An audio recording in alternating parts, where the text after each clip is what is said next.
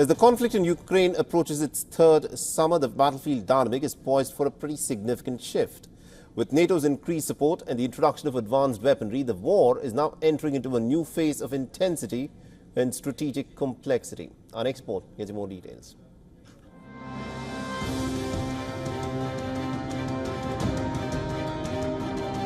The relentless Russian bombardment of Ukrainian cities and frontline positions paints a grim picture of the ongoing conflict.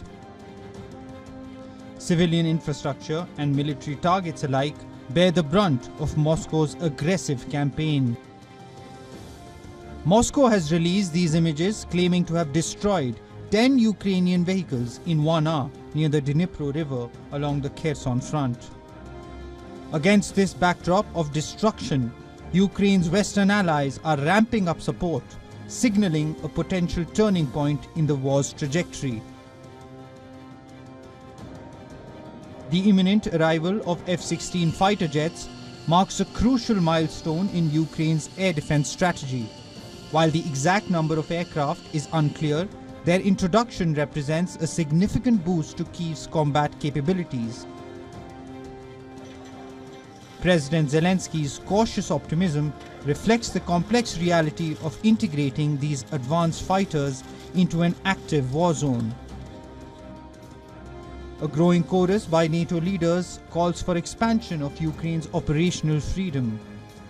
The push to lift restrictions on using Western-supplied weapons against targets within Russian territory signals a potential paradigm shift in the rules of engagement. We, of course, if we want to win, if we want to prevail, if we want to save our country and to defend it, we need to lift all the limitations. The only way to hit military targets, missile launchers or airfields which are conducting attacks against Ukraine is to hit military targets on Russian territory, because the front line and the borderline is more or less the same. And therefore I welcome that allies have loosened their restrictions. Moscow has reacted strongly to these developments, warning that permitting Kyiv to use NATO-supplied arms to strike Russian territory is a dangerous escalation.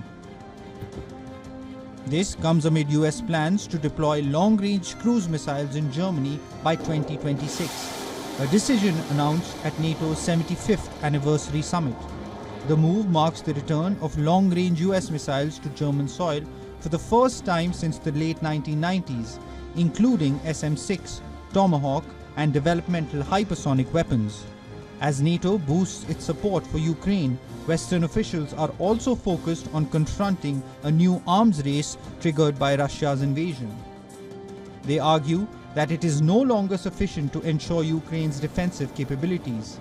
NATO must also prepare to outspend, outpace, and outproduce Russian military advances. Bureau Report, WION World is One. For all the latest news, download the WION app and subscribe to our YouTube channel.